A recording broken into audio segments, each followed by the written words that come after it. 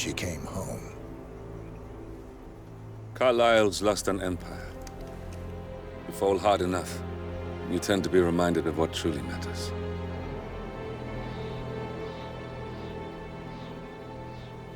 So, the end of the line. You ready for this? Are you?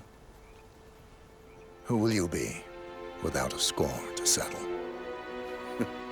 I guess the world's most wanted fugitive will have to do.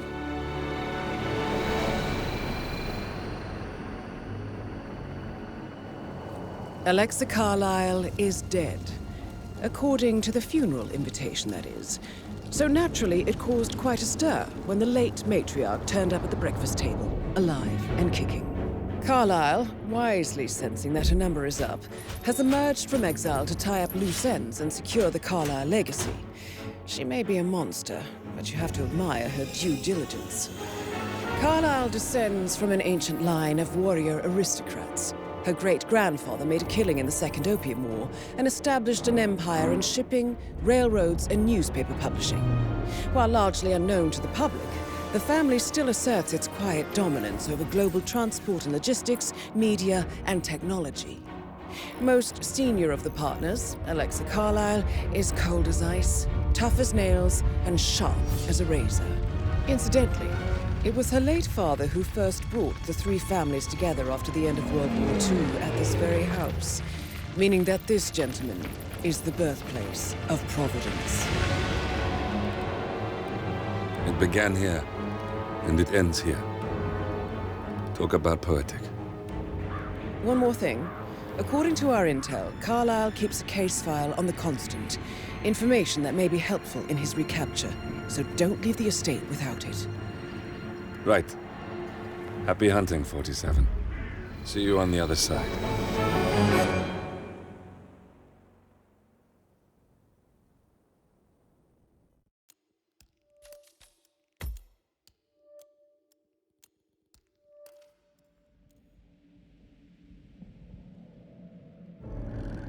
Thornbridge Manor. The Carlyle family's home for countless generations. The Revenant Alexa Carlyle and her 3 adult children, younger brother Zachary, grandson, and daughter-in-law, are all gathered to conduct Carlyle's sham funeral. Curiously, Carlyle summoned a famous London PI soon after arriving this morning, but his purpose at Thornbridge is yet unclear. Now, the target knows that you're coming, and her guard detail is top-notch. So Mr. Gray will secure their nearby field HQ and intercept all calls going in and out of the estate. Any appeal for backup is going to fall on very deaf ears. Good luck, gentlemen.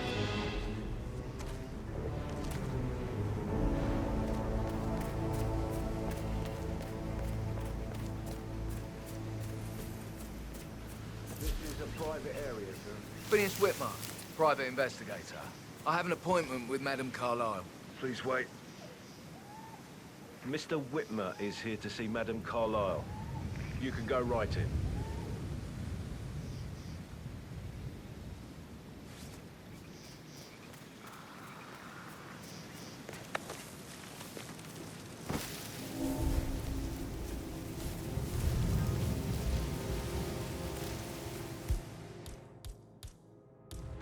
That is Phineas Whitmer, the famous private investigator hired by Madame Carlyle this morning. I'm curious why he's here. Maybe you should do some detecting yourself, 47. A famous private investigator summoned by Alexa Carlyle has arrived at Thornbridge Manor. If you take his place, it may be an opportunity to get close to Madame Carlyle.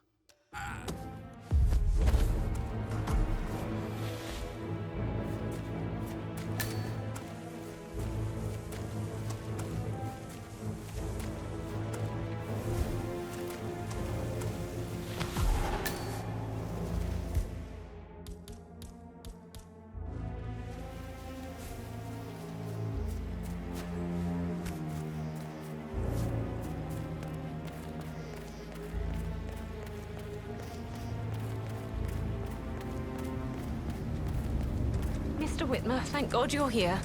Can I take you to Madame Carlyle? Yes, please. If you'd follow me. I know I oughtn't say anything, but I'm so relieved you're here. Everything's just so strange. Preparing for Madame's funeral, and then she turns up alive. But then the awful business with her brother Zachary, and all this security. I've never seen the place guarded like this, and I dare say I don't like it at all. Well, this is what I mean. You have to be patted down before you see Madame Carlyle inside. Oh, I could just cry. You'll be over quick, sir.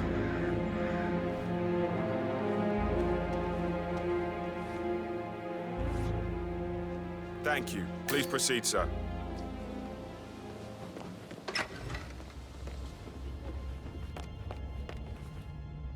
Mr. Whitmer, thank you for coming on such short notice. A great tragedy has fallen upon us, and I need a quick resolution, handled with absolute discretion. Results and discretion are my speciality. Very well. I suppose you will want to start at the crime scene. In my experience, a thorough examination of a potential crime scene is half the job done. Good. Fernsby will take over from here. I am Mr. Fernsby, the butler. Madame Carlyle has asked me to assist you in any way possible.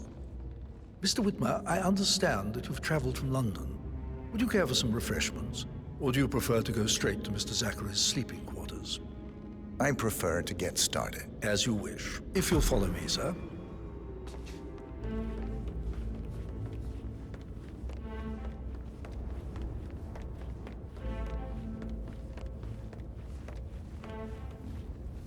I feel obliged to point out that current affairs surrounding Madame Carlyle are of a delicate nature. You may be familiar with the recent announcement of her death.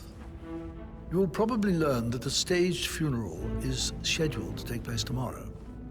Madame's children were not informed until this morning that their mother was in fact not dead at all. So please bear with them if they seem affected by the rather unusual situation. I trust I do not need to remind you that there will be consequences if word gets out that Madame Carlyle is still alive. I'll consider her dead when I leave. Before you inspect the crime scene, I will tell you this. The case concerns the death of Mr. Zachary, Madame Carlyle's younger brother. He was found dead in his bed this morning. The door was locked from the inside, and a suicide letter was found in his room.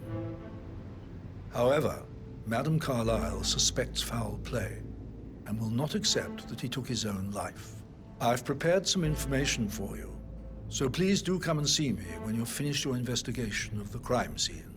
This is Mr. Zachary's room, to my right. A locked room murder mystery, 47. I trust you'll get to the bottom of this.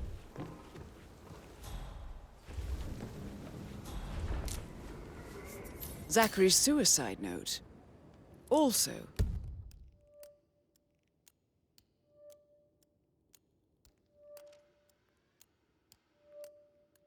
a sample of handwriting. It could be relevant to compare to other samples to establish its authenticity.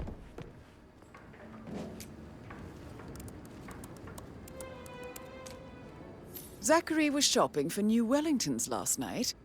Not exactly what you would expect from someone suicidal. Why don't you use your camera to scan the dead body, 47? Throat markings indicate a rare, short-lived plant poison killed him. Spread shows time of death at around 10 o'clock last night. You do know your poisons, 47.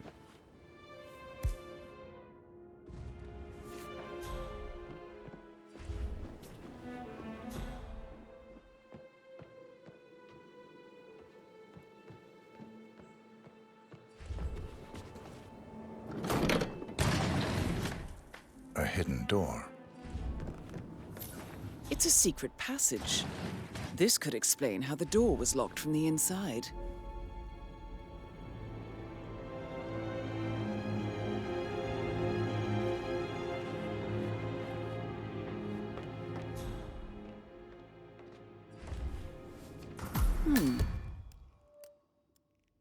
A photocopy of the floor plans. Somebody's been researching the secret ins and outs of Thornbridge Manor. I believe you've done a thorough search of the crime scene, 47. Maybe it's time to see the butler. I'm curious about the information he's prepared for you. Oh, stop pacing, for God's sake, Emma.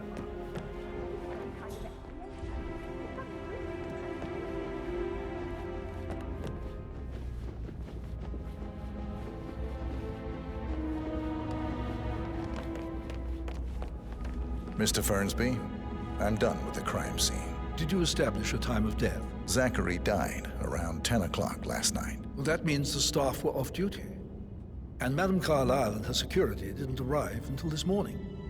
That leaves Madame's family and myself as the only persons here when he died. And before you ask, no, I do not have an alibi. I was alone in my office at the time of death. Here's the material that I prepared for you. It's a list of the possible suspects and their quarters. Hopefully that will help you keep track of your findings. Please come and see me when you've solved the case, and I will take you to Madame Carlyle. Mr. Fernsby? Mr. Whitmer, you have enough evidence to present your case for Madame Carlyle? No, not yet. Come and see me when you do. So how does one solve a murder mystery, 47? Motive, means, and opportunity, I believe. May I suggest you ask the suspects for alibis? Or perhaps you prefer searching the manor for clues first?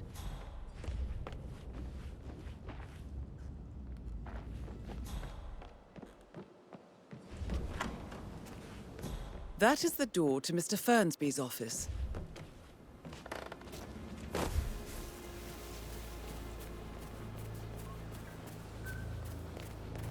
On top of everything, Rosie thinks she's in love with young Patrick. I mean, that's a breaking heart happening if I ever saw one. Poor thing. And that detective asked to come here. Madame Carlyle must have been Zachary's murder. Why else ask him to keep her out? It's making my knees and all this tension. No? Well. Sure, everything works out soon.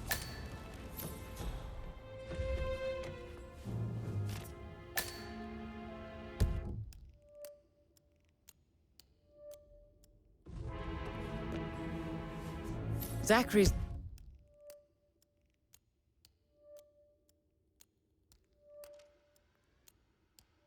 diary. This is big. He was about to confess to the world that he and Alexa murdered their older brother Montgomery 46 years ago. And apparently, Mr. Fernsby helped make the murder look like an accident.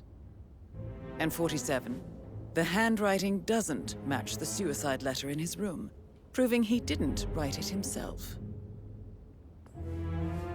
Painkiller. Lethal if you use enough of them. But not the poison used to kill Zachary. Of course, Madame Carlyle doesn't know that. Are you considering to frame the butler, 47? Mr. Fernsby clearly didn't commit the murder, but I think you have enough evidence to convince Madame Carlyle he did. Maybe you should tell him you are ready to present your findings. Unless, of course, you want to do some more detecting, 47? Such a gentleman. He gave me his coat and all. Rosie, you need to forget about Patrick. No good's gonna come of it. Stick to your own kind. Oh, you mean like Chris? He treated me like shit. All he wanted to do was play his stupid video games, never any romance. I deserve romance. Hello. Rosie, tell me what you did last night. I'm in trouble, aren't I? I spent the evening with Patrick. We met after dinner and I went home at 1 in the morning. He said he needed someone real to talk to. When he looks at you, it makes you feel like the center of the universe.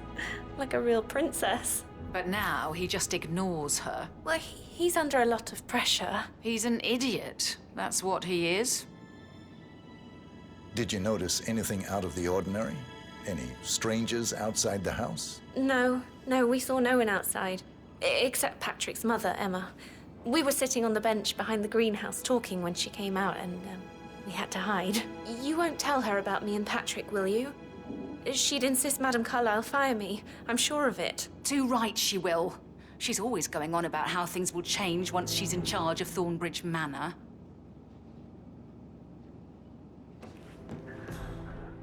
Did all the groceries arrive? I heard some of the delivery people were unhappy with the security at the gate. But all that is safe with Ethel. She never misses a step. Gossiping and work, boom. I can't deal with all this pretend funeral stuff just now. I know I have to, but...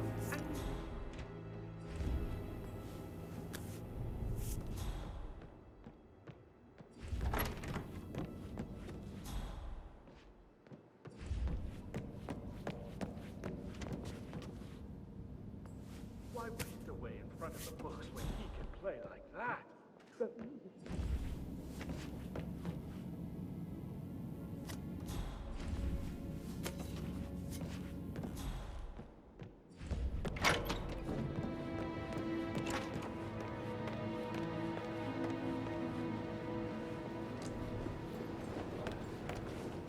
Professor Edward Carlyle, can you tell me your whereabouts for last night? Oh, yes, this dreadful business with Zachary.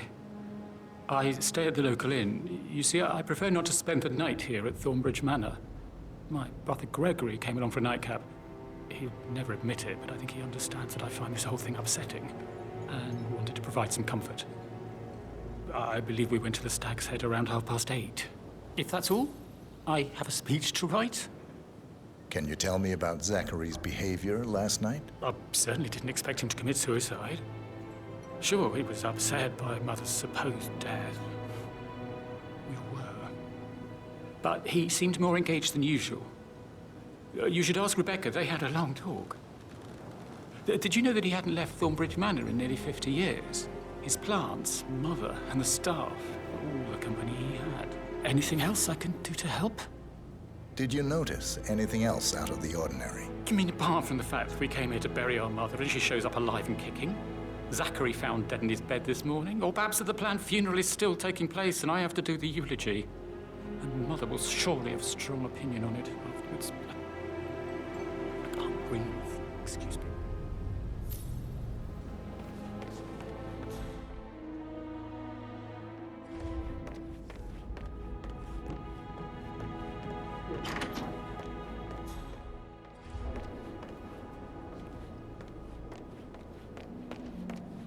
Emma Carlyle, can you tell me where you were yesterday evening? Surely I'm not a suspect. I need to account for everyone. Well, I spent the evening with my family, but I got an awful migraine and had to take to bed. Everyone can attest to that. I believe I went up when the boys sat down for a drink around 8 o'clock. Anything else you want to know? How did you feel about Zachary? I might as well be honest. His presence was always awkward. But how do you have a meaningful conversation with a man who only cares about plants? In my opinion, Alexa bears some responsibility for how this ended. She supported his self-limiting behavior by letting him live here. Is that all? Have you noticed anything else out of the ordinary? Nothing special comes to mind. Except, perhaps, I did get a feeling that Zachary was depressed, not just sad. I suppose he realized that he had no one with Alexa gone. Even Alexa must feel the pangs of guilt over that one, letting him believe she was dead. Then again, guilt isn't her strong suit.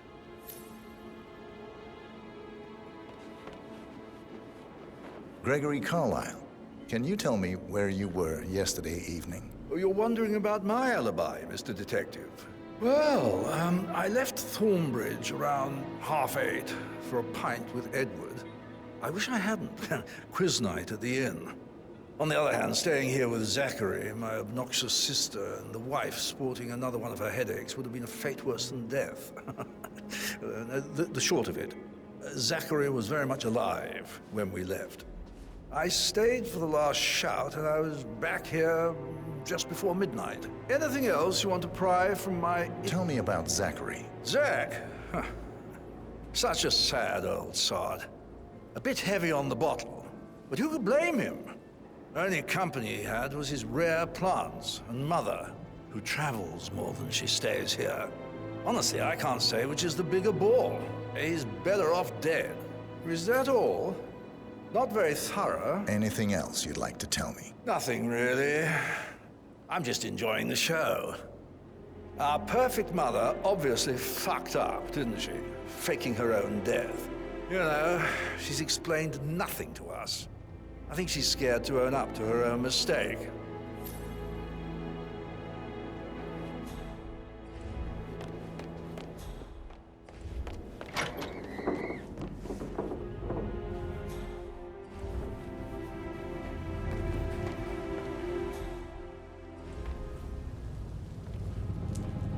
Rebecca Carlyle, can you tell me about yesterday evening?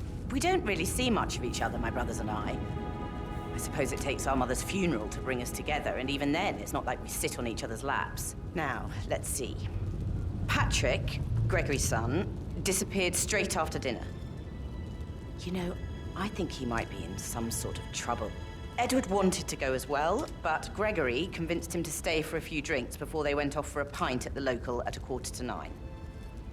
I swear Gregory enjoys Edward's discomfort over staying here. I had a conference call with my New York office at 9, so I spent 3 hours on my laptop in my room and went straight to bed afterwards. I don't know about Emma. She did act a bit strange. You know, I bet she was making lists for changes needing to be done once she gets her hands on Thornbridge Manor. Quite the shock she had when Mother arrived during breakfast. Is that everything, Mr. Whitmer? Tell me about Zachary. Did he act strange last night? You know, now you mention it, he was a lot more chatty than usual. He wanted to know about my connections in the publishing business. Apparently, a friend of his is writing a book, which strikes me as very peculiar. I didn't think he had any friends. Is there anything else? Anything else you feel like mentioning? I may be wrong, but I saw Mr. Fernsby, the butler, leave Zachary's room early this afternoon. And he seemed a bit startled when he saw me in the hallway. It's probably nothing. Oh, and one more thing. Please be kind to Edward. He can only take so much. Is that everything, Mr. Whitmer?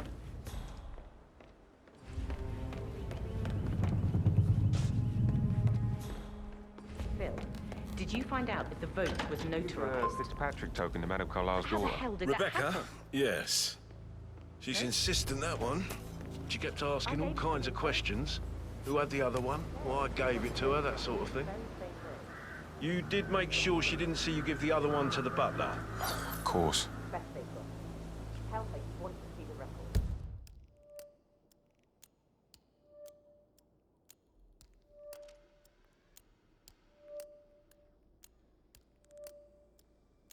Don't take no for an answer.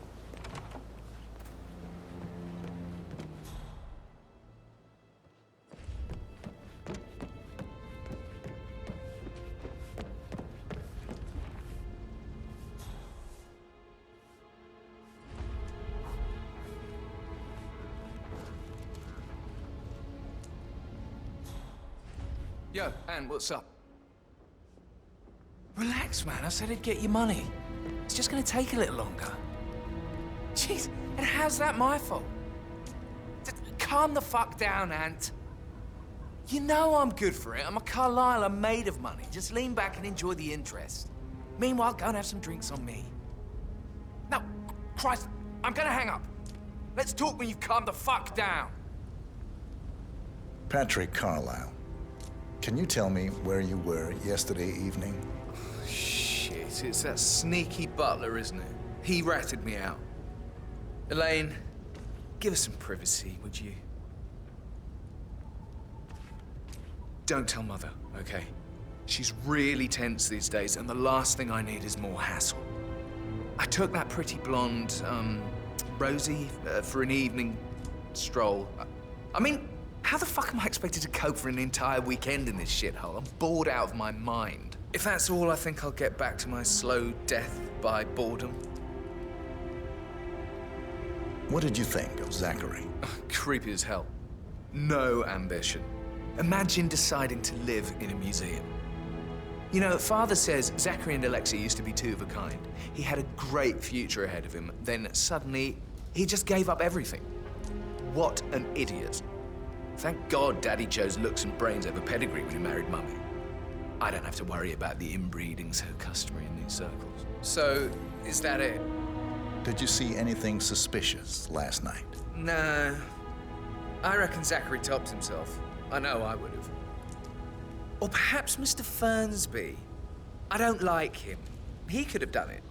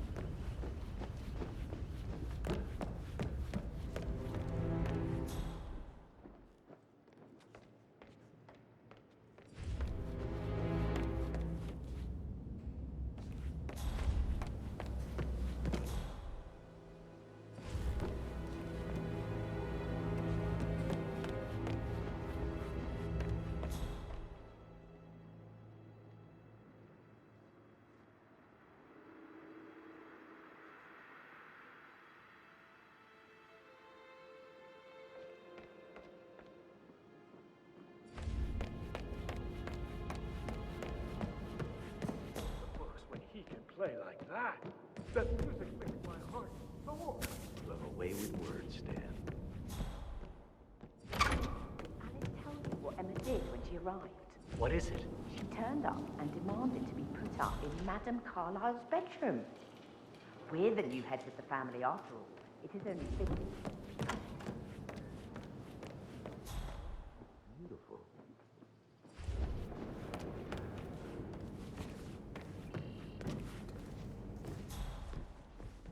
Just relax for a minute. And that solicitor upstairs. Why do you think he's here? I think solicitors are Mother's favorite kind of people.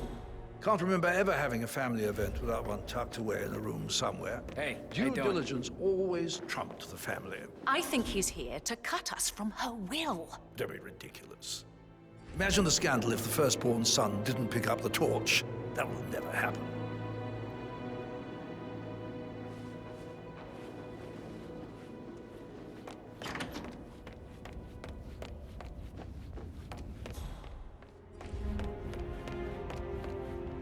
I'm ready to present my conclusion to Madame Carlyle. Very well. If you'll follow me, sir.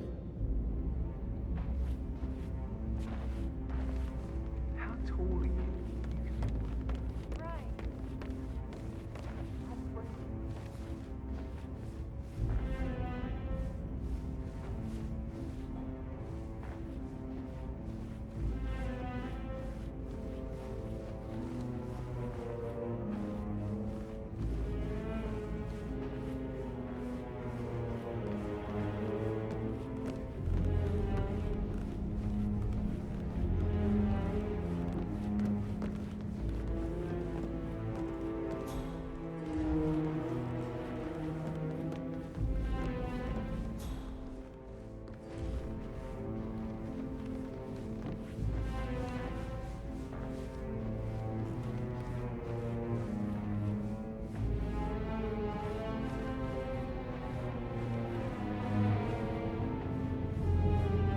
Looking good, man.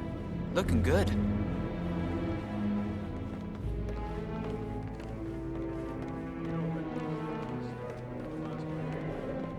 Not that I know of, no. I need to keep an eye out, you know. This is Madame Stay on top Carlyle's of things office. like that. Please step inside. Your detective skills have gained you access to the Lion's Den, 47. Now, go claim your reward. So, Mr. Whitmer, you've reached a conclusion. Take a seat. Please, go ahead. The butler, Mr. Fernsby, killed Zachary. Fernsby? Oh, you've got that wrong. He would never do such a thing. He is the most loyal man I have ever met. I found pills in his office that matches the poison that killed your brother. Furthermore, I found Zachary's notebook, half burned, in Mr. Fernsby's fireplace.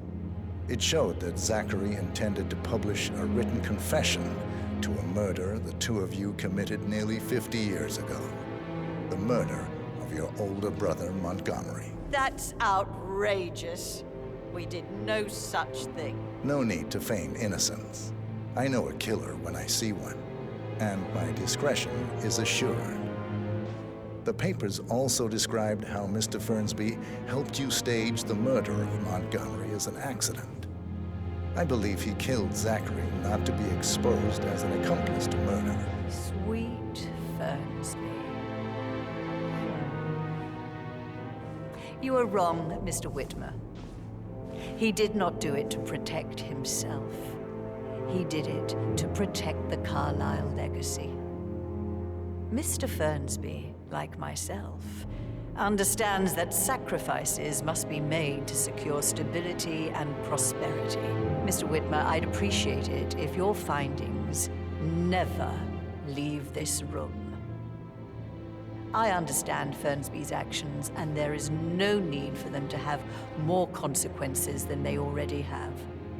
Fernsby was very fond of Zachary, and I'm sure his decision will haunt him to the day he dies. About your reward, have you considered an amount? I want the file you have on Arthur Edwards. Arthur Edwards, the Constant. But that must mean you're... I expected you'd show up. But you're not here to kill me. If you were, you would have already. The enemy of my enemy, I suppose. You can have it. You earned it. Where are you going? Right. Where were we?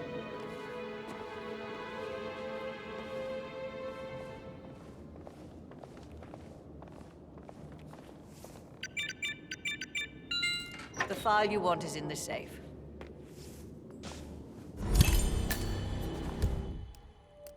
The file you want is in the safe. Good work, 47. That's the file on Arthur Edwards secured. I Time need to some take privacy. care of Madame Carlyle. Thank you.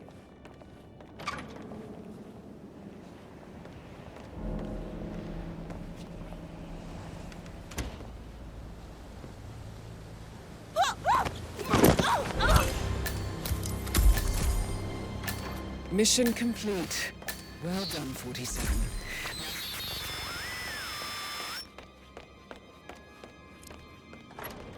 Can't be too careful. Part of the job.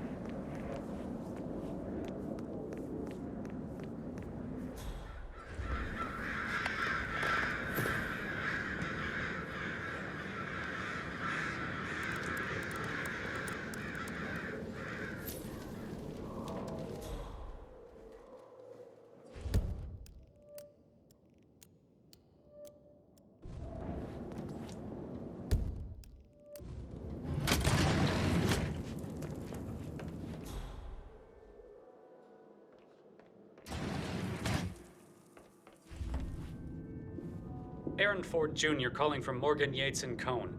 I need to get a listing of asset transfers from the Carlyle account HTC depot number 5085. No, I need it immediately. Yes, I'll hold. Yes, I'm still here. It doesn't exist. What do you mean it doesn't exist? Right. I'll double check and get back to you.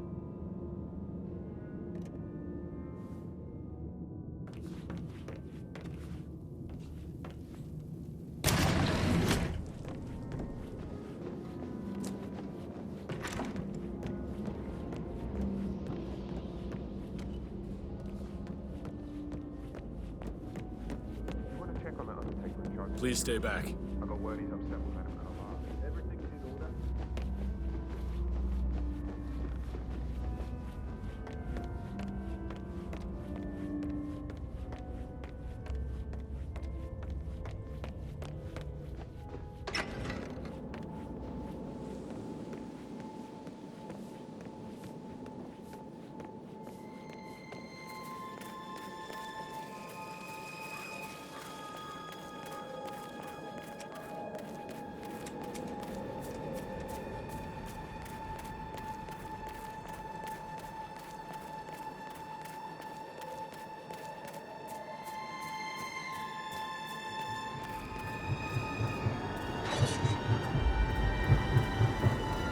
47.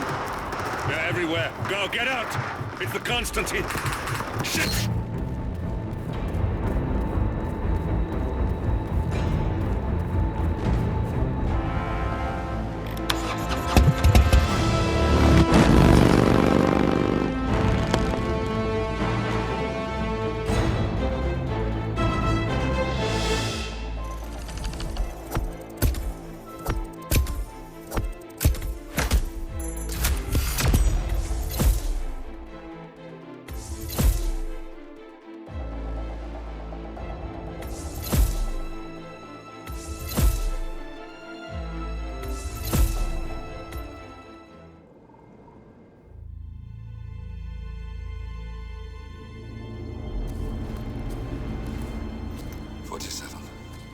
Don't respond, just listen. Diana can't help you now. You need to find Olivia. She will know what to do. I wish there had been more time.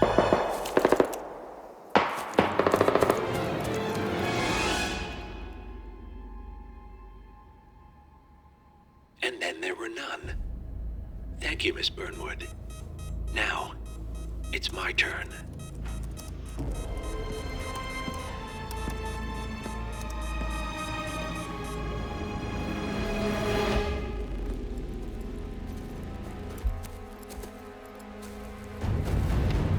Stay down. Boss wants you alive. Yeah? How about now? Over here! Cover me!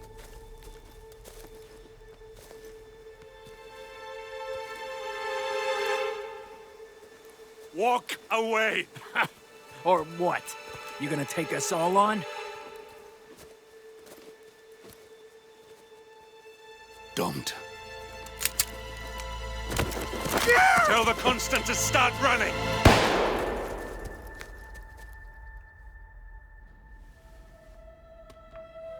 You think you've won? 47 is out there. And 47 never misses his mark. Neither do you, Miss Burnwood. That's what makes you valuable. You're delusional. You think I would betray 47? Trust me, you owe him nothing. What is this? I told you we could help each other, and I meant it. I'll look forward to your call.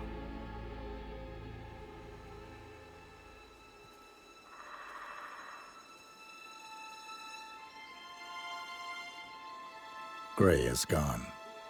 Go to Berlin and stay out of sight.